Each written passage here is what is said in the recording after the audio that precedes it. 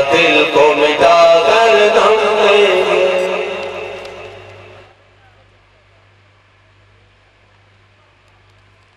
یہ تھے جناب قاری لیاقت علی مصطفی صاحب جو بیداری امت کے حوالہ سے نظم پیش کر رہے تھے۔ اب بلا تاخیر میں دعوت خطاب کے لیے مفکر اسلام حضرت پیر زادہ محمد رضا ثاقب مصطفی صاحب امیر ادارت المصطفیٰ گجرانوالہ ان کی خدمت میں نہایت ادب سے میں گزارش کروں گا کہ وہ اسٹیج پر تشریف لائیں اور اپنے خیالات کا اظہار فرمائیں۔ ان کے آنے سے قبل ذرا محبت سے بلند آواز سے نعرے کا جواب دیجیے۔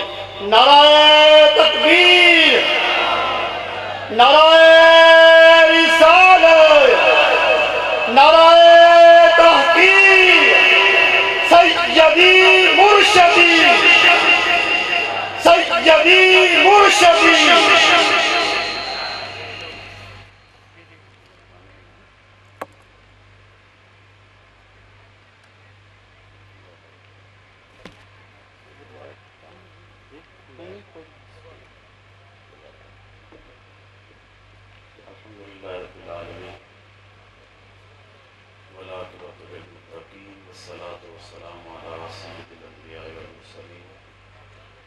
قال الله تعالى وتبارك في القرآن المجيد والفرقان الحميد بسم الله الرحمن الرحيم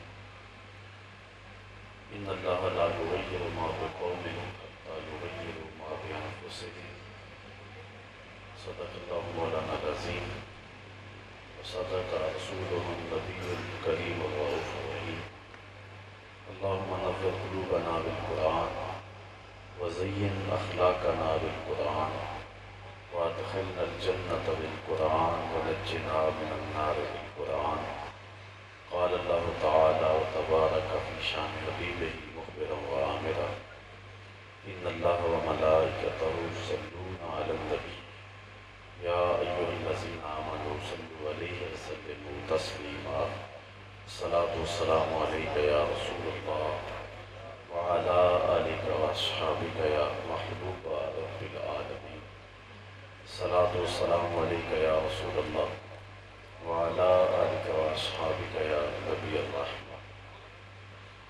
تمام حمد و ثنا، تعریف و توصیف اللہ جل مجدہ الکریم کی ذات بابرکات کے لیے جو خالق کائنات بھی ہے اور مالک ششہار بھی۔ اللہ جل وعلا کی حمد و ثنا کے بعد حضور نبی اکرم شفیع امم رسول محتشم نبی مکرم صلی اللہ علیہ وسلم کے حضور ناز میں اپنی عقیدتوں، ارادتوں اور محبتوں کا خراج پیش کرنے کے بعد واجب الاحترام، ذوی الاحتشام، ذی وقار علماء کرام، صدر مجلس حاضہ اقرا شاہ صاحب زیدہ مجدہ، مہمانان عالی مرتبت، پیران عظام، اساتذہ اور معزز محترم محتشم سامعین، السلام علیکم ورحمۃ اللہ وبرکاتہ۔ بیداری امت کے نام سے آج کی یہ کانفرنس اس ماحول میں منعقد ہو رہی ہے جبکہ پاکستان کے چاروں طرف بارود کی بو پھیلی ہوئی ہے اور بموں کا دھواں آج سمت ہوتا ہوا دکھائی دے رہا ہے۔ ملک کا امن پامال ہو چکا ہے اور یہ امت جس مشکل حالات میں پھنسی ہوئی ہے، ماضی میں اس کی دوسری کوئی مثال موجود نہیں ہے۔ اللہ تعالیٰ جل شانہ اپنی خاص رحمتوں کا سایہ عالم اسلام اور پاکستان کے اوپر نازل فرمائے اور انہیں اپنی رحمتوں اور پناہوں کے حصار میں رکھے۔ اقبال کا لہجہ اتنا خوبصورت ہے، مجدہ ہے پیمانہ بردار گلستان حجاز، بعد مدت کے تیرے دودوں کو پھر آیا ہے ہوش، پھر یہ ہوگا ہے کہ ساقی لا شراب خانہ ساز، دل کے ہنگامے میں مغرب نے کر ڈالے خاموش۔ آج امت مسلمہ میں بیداری کی ایک لہر کا پیدا ہو جانا خوش آئند ہے۔ امت حضور علیہ السلام سے قلبی اور روحی وابستگی رکھنے والوں کی ایک جماعت کو کہا جاتا ہے۔ جس طرح حضور علیہ السلام نے امت کی تشکیل کی وہ آپ کے سامنے ہے۔ کبھی آپ نے پرندوں کو گھونسلہ بناتے ہوئے دیکھا ہوگا کہ وہ کہاں کہاں سے تنکا اٹھا کر کے لا کے ایک گھر تعمیر کرتے ہیں۔ امت کی تشکیل بھی اسی طرح ہوئی۔ بلال حبشی سے، سہیب روم سے، سلمان فارس سے، جناب صدیق اکبر رضی اللہ تعالی عنہ مکے سے، اور حضرت سعد مدینے سے۔ اقبال کا یہاں لہجہ پھر دیکھیے۔ چوں گلے صد برگ مارا او یکیست، او کے جانے ای نظاموں او یکیست، مست چشم ساکیے بدہاستیں، در جہاں مثل مئو بھی ناستیں۔ یہ گلے صد برگ جسے ہم بوٹے کا پھول کہتے ہیں، اس کی 100 پتیاں ہوتی ہیں، لیکن ہر پتی سے نکلنے والی خوشبو ایک ہی ہوتی ہے۔ اس طرح 56-57 اسلامی ملکوں میں رہنے والے اہل اسلام ایک وحدت کی لڑی میں پروئے ہوئے ہیں، اور سب ہی ایک ہی محمدی رنگ میں رنگے ہوئے ہیں۔ ہزاروں قومیں وجود میں آئیں دہر میں خشک و تر کے رشتے سے، ہم نے بنیاد دوستی رکھی یاد خیر البشر کے رشتے سے۔ یہ ہماری اساس ہے، یہ ہماری محبت ہے۔ کہاں کہاں سے لوگ چلے اور ایک وحدت کی لڑی میں ان کو جمع کیا جاتا رہا اور ایک امت کی تشکیل پاتی ہے۔ حضور علیہ السلام نے ان کے مابین مواقعات قائم کیے۔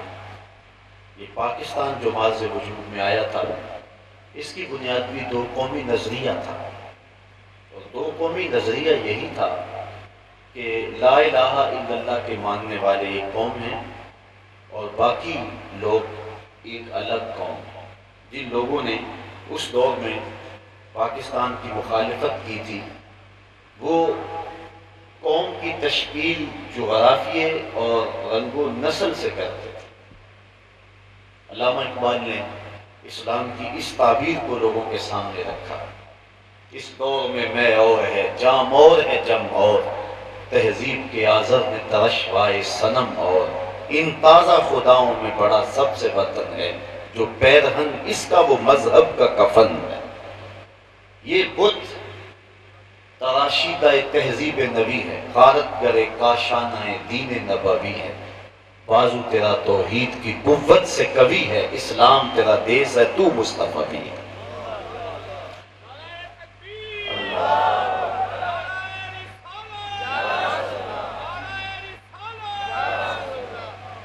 علامہ اقبال نے اس فکر کو رہنمایان قوم کے دل و دماغ میں راسخ کیا۔ آپ جانتے ہیں کہ قائد اعظم علیہ رحمہ بھی پہلے ہندو مسلم اتحاد کے سفیر کہلاتے تھے، اور ان کا بھی وہی موقف تھا کہ قومیں جغرافیے سے بنتی۔ حسین احمد مدنی ٹانڈوی دیوبندی نے یہ فتویٰ برسر منبر دیا تھا کہ ملتیں اوطان سے بنتی۔ تو اقبال ان دنوں کے اندر بستر عدالت پہ تھے، تو انہوں نے کہا تھا عجم حلوس نہ دانت رموز دی ورنہ، دیوبند حسین احمد اینچے بلعجا بیست، سرود بر سر منبر کے ملت از وطن است، چے بے خبر ز مقام محمد عربیست، با مصطفیٰ برساں خیش را کہ دی ہماؤست، اگر باؤ نہ رسیدی تمام بولا بیست۔ اقبال کہتا ہے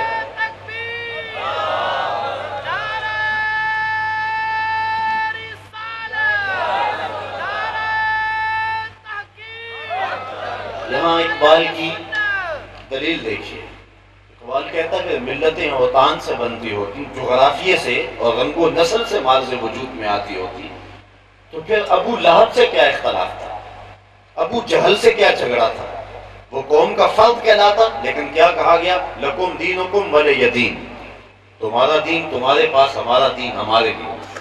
تو یہ ہے بنیاد اور یہ ہے اساس، قومیت کا وجود اور قومیت کا خمیر وطن یا جغرافیے سے نہیں اٹھتا، محمد عربی کی غلامی سے اٹھتا ہے۔ یہ ہے بنیادی فکر جس کو سمجھنے سے پاکستان کی تحریک کو سمجھا جا سکتا ہے۔ بلکہ اگر میں اس سے بھی پیچھے چلا جاؤں تو پہلے اقبال کا بھی یہ نظریہ تھا کہ قومیں جغرافیے سے مارز وجود میں آتی ہیں۔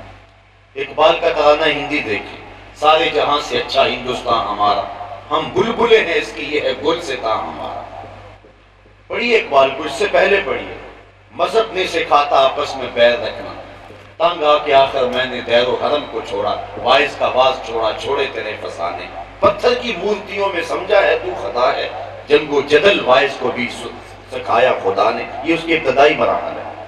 لیکن نذیر احمد دہلوی کے نام اقبال کے ایک مکتوب سے پتہ چلتا ہے کہ جب وہ حضرت مجدد الفسانی علیہ الرحمہ کے مکتوبات کی تلاوت کرتا ہے، ان کو پڑھتا ہے، تو پھر اس کی زندگی کی ڈائریکشن تبدیل ہو جاتی ہے۔ وہ اقبال جو کہتا تھا سارے جہاں سے بہتر ہندوستان ہمارا، جو وطنیت کی بات کرتا تھا، اس کا لہجہ بدل گیا اور اب وہ بولتا ہے چین و عرب ہمارا، ہندوستان ہمارا، مسلم ہے ہم، وطن ہے سارا جہاں ہمارا۔ بلکہ اقبال کے جو بڑے قریبی دوست تھے، انہوں نے کہا کہ تجھے کیا ہو گیا، تیرے میں تبدیلی آ گئی، پہلے تو کیا بولتا تھا، کیا تیری لے ہو گئی، ہندی ہوئے پہ ناز جسے کل تک تھا حجازی بن بیٹھا، ہندی ہوئے پہ ناز جسے کل تک تھا حجازی بن بیٹھا، اپنی محفل کا ہے رند پرانا آج نمازی بن بیٹھا، اے مطرب تیرے ترانوں میں اب اگلی سی وہ بات نہیں، وہ بے ساختگی تخیل نہیں، وہ بے ساختگی تخیل نہیں، وہ محمل جذبات نہیں، اور جو ہے وہ بے ساختی تخیل نہیں، وہ جذبات نہیں ہے، محمل میں چھپا ہے کیسے حزین، دیوانہ کوئی صحرا میں نہیں، پیغام جنوں جو لایا تھا اقبال وہ اب دنیا میں نہیں۔ لیکن اقبال نے اس بات کی تبلیغ اوروں تک کرنا شروع کر دی، یہاں تک کہ ہندو مسلم کے اتحاد کی بات کرنے والے قائد اعظم کو بھی اقبال اس بات پہ لے آئے کہ وہ ایک الگ قوم ہے اور ہم ایک الگ قوم ہیں۔ پھر حضرت قائد اعظم کا انداز دیکھیے، کیونکہ ایک اچھے وکیل تھے اور اس نقطے کو بڑی خوبصورتی سے لوگوں کے ذہن میں ڈالا۔ بمبئی میں خطاب کر رہے تھے، ایک ہندو اٹھ کے کھڑا ہو گیا، ہمارے آباء و اجداد ایک ہیں، ہمارا نسب ایک ہے، ایک آب و ہوا نے ہمیں پرورش کی ہے اور ہماری زبان بولی ایک ہے، اور تم دو قومیتوں کی بات کیوں کر رہے ہو؟ ہندو اور مسلم الگ قوم نہیں ہیں، کیونکہ ہمارا جغرافیہ اور ایک ہے، ہمارے آباء و اجداد ایک ہے۔ وہ تو کچھ مسلمان آئے، کچھ لوگوں نے اسلام قبول کر لیا، کچھ لوگوں نے سکھ دھرم قبول کر لیا، کچھ لوگ ہندو رہے، تو ہمارے آباء و اجداد ایک تھے، لہٰذا ہم اس وجہ سے ایک قوم ہیں۔ تو قائد اعظم نے اس شخص کو جواب نہیں دیا، تھوڑی دیر کے بعد گفتگو کرتے کرتے رکے اور رک کر کے کہا کہ مجھے پیاس لگی ہے، کوئی شخص پانی پیش کرے۔ ایک شخص نے پانی کا گلاس ان کو پیش کیا، اس نے ایک گھونٹ اس سے لیے اور پھر اس کے بعد رکھ دیا، اور اسی ہندو لالے کو کہا کہ یہ پانی جو میں نے چھوڑ دیا اس کو پی لو۔ اس نے کہا میں پیوں ایک مسلے کا جھوٹا؟ قائد اعظم نے اسی مجلس کے اندر ایک ترکی نسل مسلمان بیٹھا تھا جس نے ترکی ٹوپی پہن رکھی تھی، اس کو آواز دی، کہا کہ یہ پانی پی لو۔ اس نے گٹا گٹ سارا گلاس پی لیا۔ پھر علامہ حضرت قائد اعظم اس شخص کی طرف مخاطب ہوئے، فرمایا مجھے یہ بات بتا، اگر میں اکٹھے سے زندگی گزارنا چاہوں تو میری زندگی تیرے ساتھ گزرے گی یا اس کے ساتھ گزرے گی؟ تو میرا جھوٹا پانی پینے کے لیے تیار نہیں ہے۔ گو اس کا رنگ اور ہے، نسل اور ہے، نسب اور ہے، جغرافیہ اور ہے، لیکن دین کی وحدت نے ہم ایک لڑی میں پرو دیا۔ جغرافیہ تیرا میرا ایک ہے، خاندانی سانج ہے، آب و ہوا ایک میں پرورش پائی، آباء و اجداد ہمارے ایک ہیں، لیکن اس کے باوجود تو میرے ساتھ نہیں رہ سکتا۔ اس لیے قومیں جو ہیں وہ وطن سے، جغرافیہ سے ماضی وجود نہیں آتی، قومیں جو ہیں وہ نظریے سے ماضی وجود میں آتی ہیں، اور یہ ہے دو قومی نظریہ۔ اور حضور علیہ السلام نے اس قومیت کے تشخص کو قائم کیا تھا